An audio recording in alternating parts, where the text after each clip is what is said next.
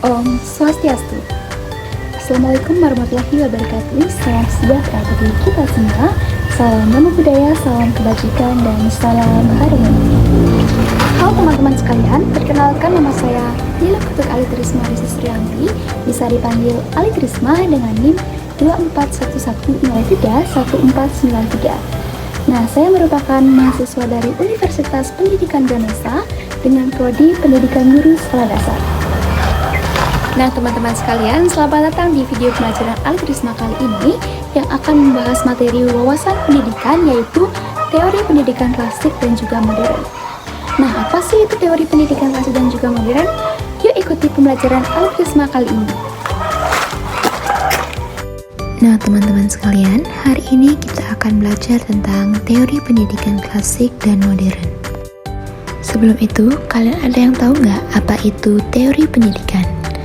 Nah, jadi teori pendidikan merupakan landasan dalam pengembangan praktik pendidikan, misalnya dalam pengembangan kurikulum, proses belajar mengajar dan manajemen sekolah, dan seiring berjalannya waktu dan semakin pesatnya tingkat intelektual dan kualitas kehidupan, dimensi pendidikan pun menjadi semakin kompleks. Hal ini membutuhkan sebuah desain pendidikan yang juga tepat dan sesuai dengan kondisinya. Oleh karena itu, berbagai teori, metode, dan desain pendidikan pun dibuat untuk mengapresiasi semakin beragam tingkat kebutuhan dan kerumitan permasalahan pendidikan.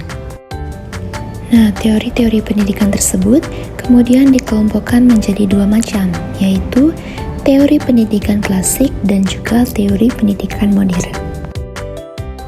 Nah, kita masuk ke teori pendidikan klasik.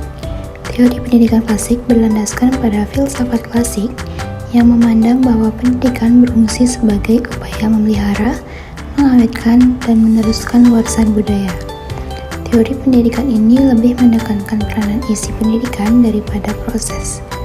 Dalam praktiknya, pendidik memiliki peran lebih besar dan lebih dominan, sedangkan peserta didik memiliki peran yang pasif sebagai penerima informasi dan tugas-tugas dari pendidik. Menurut Knaik 2007, teori pendidikan klasik atau tradisional berasal dari aliran filsafat idealisme, realisme, positivisme, dan neoskolastisme.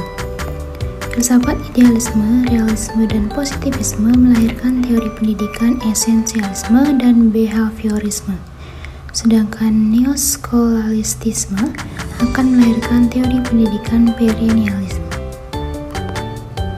Sedangkan menurut Sukadari dan Sulistiono 2017, bagi penganut teori pendidikan esensialisme, pendidikan dimaknai sebagai upaya untuk memelihara kebudayaan.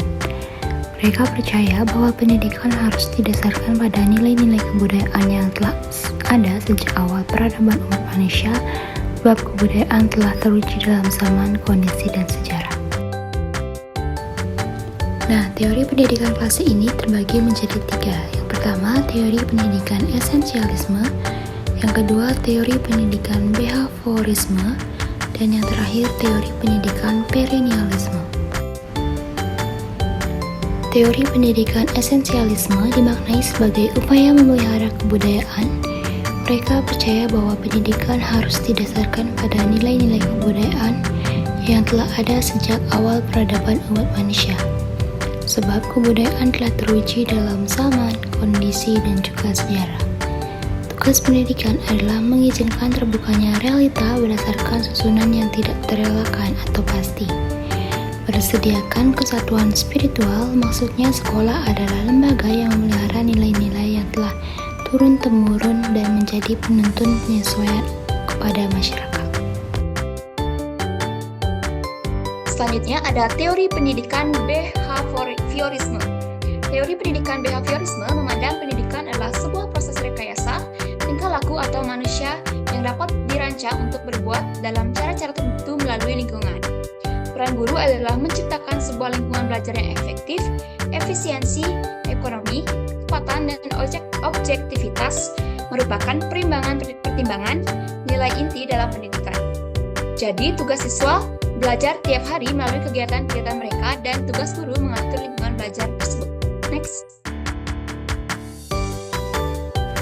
Yang ketiga, teori pendidikan perennialisme. Teori pendidikan perennialisme sangat dipengaruhi oleh tokoh-tokohnya. Yang pertama ada Plato, yang kedua ada Aristoteles, dan yang ketiga ada Thomas Aquinas. Asas yang dianut perennialisme bersumber pada filsafat kebudayaan yang berkiblat dua, yaitu yang pertama perennialisme yang teologis bernaung di bawah supremasi gereja Katolik dengan orientasi pada ajaran dan tafsir Thomas Aquinas. Dan yang kedua perennialisme sekuler berpegang pada ide dan cita filosofis Plato dan Aristoteles. Nah, selanjutnya kita beranjak ke topik pembahasan yang kedua, yaitu teori pendidikan modern. Apa sih itu teori pendidikan modern? Jadi, teori pendidikan modern dimulai dengan gerakan yang dikenal dengan Renaissance. Pendidikan selalu dikaitkan dengan pencerminan suatu zaman, maka dapat dikatakan pendidikan modern dimulai pada zaman Renaissance serta dasar-dasar berbagai teori modern pendidikan yang telah diletakkan pada zaman kuno dan zaman pertengahan. Perubahan-perubahan dalam bidang sosial, politik, ekonomi, dan kebudayaan di Eropa Barat telah terjadi pada abad ke-14 dan ke-15. Perubahan-perubahan itu mengkristal kemudian menjadi teori-teori pendidikan modern. Nah, beberapa aliran yang mendasari teori pendidikan modern diantaranya, yang pertama ada aliran pragmatisme. Menurut aliran ini, guru dalam konteks pragmatis bukanlah seorang guru yang mengetahui apa yang dibutuhkan para subjek didik, melainkan guru adalah pendamping subjek didik dalam pengalaman pendidikan karena seluruh aktivitas kelas setiap harinya menghadapi dunia yang berubah.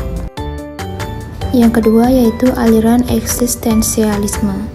Aliran ini bertujuan mengembalikan keberadaan umat manusia sesuai dengan keadaan hidup asasi yang dimiliki dan dihadapinya. Kierkegaard, pencetus aliran eksistensialisme, menyatakan bahwa aliran ini hendak memadukan hidup yang dimiliki dengan pengalaman dan situasi sejarah yang dialaminya, dan tidak mau terikat oleh hal-hal yang sifatnya abstrak serta spekulatif. Menurutnya, segala sesuatu dimulai dari pengalaman pribadi, keyakinan yang tumbuh dari dirinya, dan kemampuan serta keluasan jalan untuk mencapai keyakinan hidupnya. Dalam perkembangan lebih lanjut, aliran filsafat pragmatisme melahirkan teori pendidikan progresivisme, yaitu rekonstruksionalisme yang berorientasi pada futurisme dan humanisme. Demikian juga aliran filsafat eksistensialisme kelak melahirkan teori pendidikan humanisme.